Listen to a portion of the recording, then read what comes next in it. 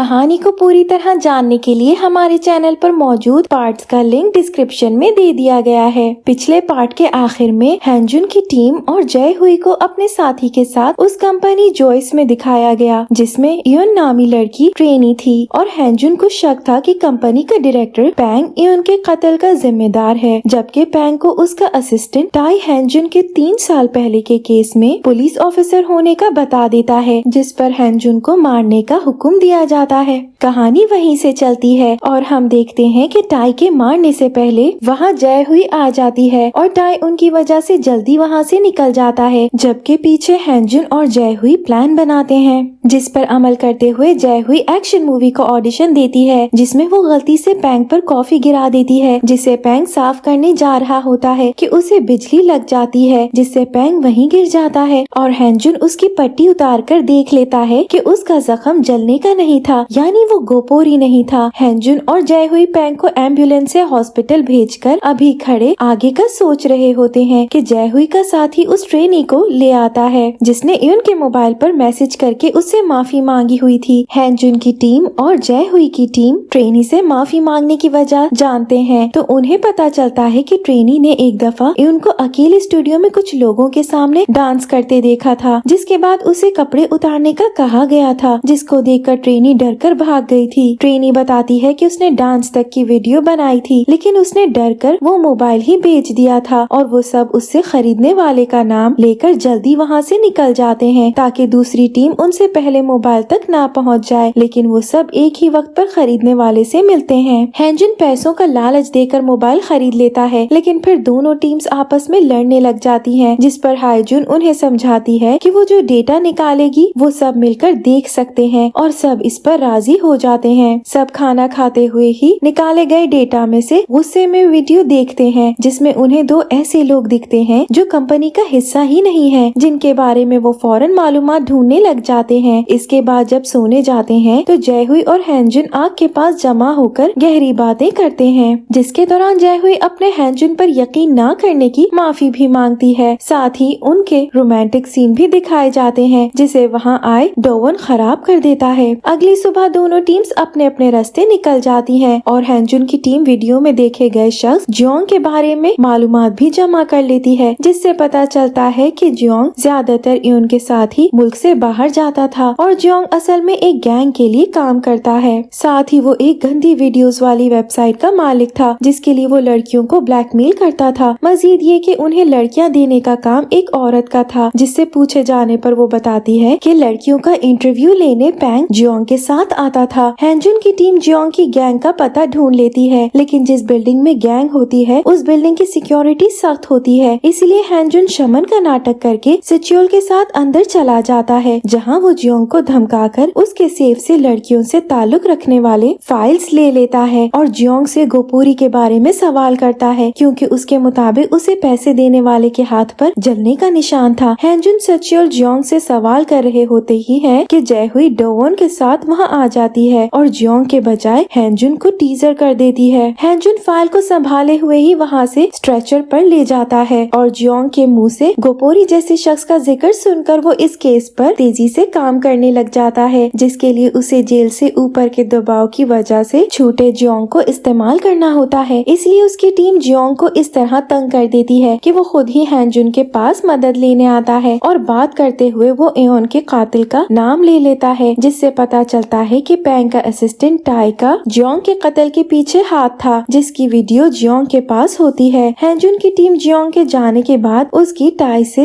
हुई बातें सुनते हैं, जिससे पता चलता है कि जियोंग ने इयोन के कत्ल के दिन एक खुफिया कैमरा से वीडियो बनाई थी, जिससे वो अब टाई को ब्लैकमेल कर रहा है और टाई, जिसका कंपनी में कोई रिकॉर्ड नहीं, वो एक औरत जिसे आंट कहते हैं उसके पास जाता है, जिसे हमने पिछले सीन्स में हैंजुन को मारने के ऑर्डर्स देते देखा था। आंट एक असली शमन है जिसने मेयर को भी इलेक्शन जितवाया था और उसकी टाई के साथ हुई बात से पता चलता है कि वो गोपोरी के लिए काम करती है। साथ ही उसकी सेफ में फाइल भी देखी जा सकती है जो 3 साल पहले जेजोंग घर लेकर आया था। बहरहाल आंट टाई को घिरे लगा कपड़ा देती है जिस पर जियोंग का नाम लिखा है और ये इसलिए है ताकि टाई जियोंग को मारकर गोपोरी की तरफ जाते इशारा खत्म कर सके। हैंजुन की टीम टाई की जियोंग के साथ बात सुनकर फौरन जियोंग के घर जाते हैं लेकिन उनके पहुंचने तक जोंग को मार दिया गया होता है और ऐसे दिखाया गया होता है कि उसने खुदकुशी की है। हैंजुन सचियोल को बाहर कातिल को ढूंढने भेजता है कि उसे अपने पीछे से आवाज आती है, जिस पर वो मुड़ता है तो उसे गोपोरी जैसा होलिया बनाए शख्स मिलता है, जिससे लड़ते हुए उसका मास्क उतरता है तो वो टाई होता है। हैंजुन टाई से जयजोंग के कत्ल की वजह पूछता लड़ रहा होता है कि पीछे पड़ा माइक्रोवेव अपने अंदर मोबाइल रखे जाने की वजह से फट जाता है, जिसका फायदा उठाकर टाई वहाँ से भाग जाता है और उसके पीछे जय हुई के साथ आया डोवन भागता है, लेकिन टाई उसे हिट करके भाग जाता है। सब हैंजुन को चेक करने अंदर जाते हैं तो उन्हें गोपोरी का कपड़ा और खराब हुआ मोबाइल मिलता है, जिसे पुलिस अपने पास रख लेती है और जय हुई हैंजुन से सच जानने के लिए उसे अरेस्ट करके पुलिस स्टेशन ले जाती है। हैंजुन उसे गोपोरी की सारी स्टोरी बताता कहता है कि उसे लगता है कि टाई ही गोपोरी है, लेकिन उसने 3 साल पहले गोपोरी की शक्ल नहीं देखी थी, जिस पर जय हुई उसे हिप्नोसिस का मशवरा देती है, जिससे उसे सुलाकर ऐसा ख्वाब दिखाया जाएगा जिसमें 3 साल पहले हुए वाकयात में वो चला जाएगा। हैंजुन ऐसा नहीं करना चाहता होता, लेकिन जय हुई उसे जबरदस्ती ले जाती है और जब उस पर हिप्नोसिस करवाती है तो हैंजुन गोपोरी की शक्ल देख लेता है जो टाई होता है और इस पर गौर किए बगैर वो एक बार फिर जयजोंग की मौत याद करके रोता जाता है, जिस पर जय हुई को उसके दर्द का एहसास होता है। हैंजुन के जागने के बाद हैंजुन को जय हुई के लिए अपनी बदलती फीलिंग्स महसूस होती हैं, जिस पर वो डर जाता है और वो इसे हिप्नोसिस की वजह से हुई तब्दीली समझकर नॉर्मल होने की कोशिश कर रहा होता है कि जय हुई को स्टेशन से कॉल आती है, जिस पर वो दोनों फौरन स्टेशन जाते हैं। स्टेशन में टाई हैंजुन पर कातिल होने का इल्जाम लगाता है, जिस पर हैंजुन उसका निशान चेक करने का कहता है, लेकिन वहाँ निशान की जगह जलने का ताज़ा जख्म होता है, जिस पर हैंजुन गुस्से में टाई को मुक्का मारता जख्मी कर देता है और जय हुई उसे ले जाकर हिफाजत के जेल में बंद कर देती है। जिससे पहले हैंजुन अपने हाथ पर जमा टाई का खून उतार कर जय हुई को देता है कि वो सिचुअल को दे, ताकि वो योंग इयन और जयजोंग केसेस से मिले डीएनए से मैच कर सके। जय हुई उसकी बात मानकर डीएनए के लिए दे तो देती है, लेकिन साथ ही वो टाई से भी उसका डीएनए मांगती है, जिसके टेस्ट करवाने पर मैच नहीं निकलता, जिसकी वजह से टाई मुल्जिम नहीं रहता और ये सब करवाने में आंट का हाथ होता है, जो अपने ताल्लुकात इस्तेमाल करके टाई को छुड़वाया होता है। जय हुई को टाई के छूटने पर भी शक नहीं खत्म होता, इसलिए वो सस्पेंड होने के बावजूद केस पर काम करने का सोचती अपनी टीम से 2 लोगों को टाई का पीछा करने का कहती है और वो ऐसा कर रहे होते हैं कि वो डोवन को टाई से मिलते देखते हैं, जिस पर उनको डोवन पर शक हो जाता है। लेकिन जब वो जय हुई के घर जाते हैं तो उन्हें पता चलता है कि डोवन टाई का डीएनए हासिल करना चाहता था। जय हुई के घर ही उसका साथी डिटेक्टिव उसे बताता है कि 3 साल पहले हैंजुन को फंसाया गया था और जिस इंस्पेक्टर ने फंसाया था उसे पकड़ने के लिए ही वाइस प्रेसिडेंट का केस लिया था। और ये सब जानकर जय हुई को अंदाजा होता है कि वो हैंजुन को ऐसे ही गलत समझ रही थी। इधर हैंजुन की टीम ये अंदाजा लगा चुकी होती है कि टाई कातिल है, क्योंकि उसका योंग के बाद हासिल किए डीएनए से डीएनए मैच करता है, लेकिन टाई सिर्फ एक मोरा है जिसे कोई और इस्तेमाल कर रहा है, जिसके बारे में जानने के लिए वो पुलिस चीफ पर तवज्जो देने का सोचते हैं, क्योंकि सारे मुल्जिम पुलिस चीफ के जरिए ही छुड़वाए जाते हैं और वो जय हुई को केस वापस भी देना चाहते थे। इसीलिए वो चीफ के बारे में मालूमात इकट्ठी करते हैं, फिर उसके बेटे के मसले को इस्तेमाल कर चीफ को अपना फैन बना लेते हैं और उसे बदले में जय हुई को केस वापस देने का कहते हैं, जो चीफ कर देता है।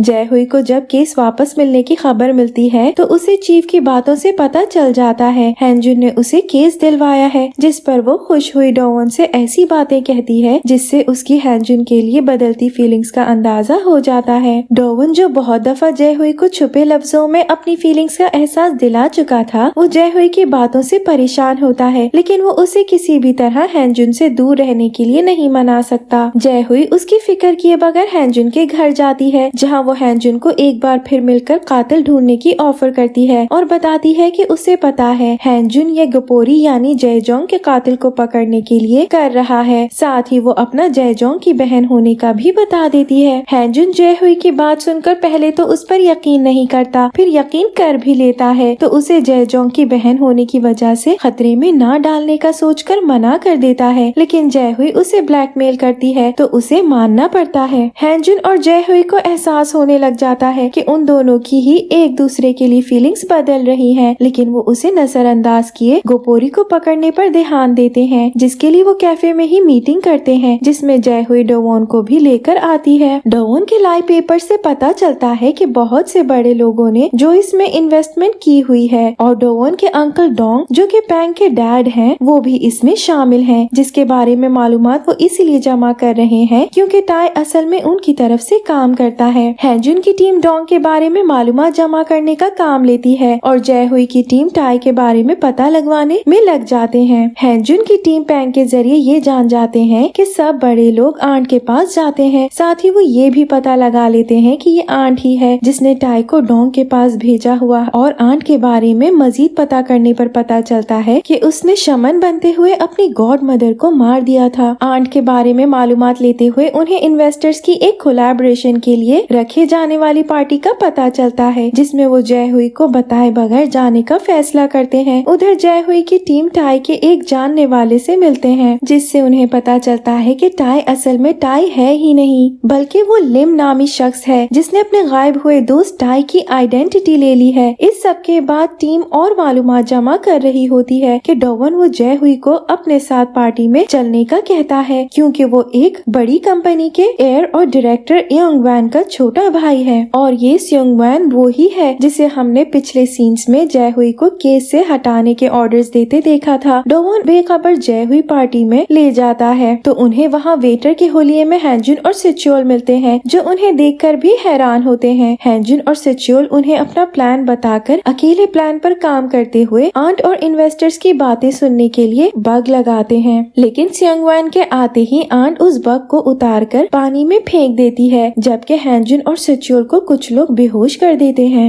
आगे क्या होगा ये जानने के लिए मिलते हैं नेक्स्ट पार्ट में। Thank you for watching.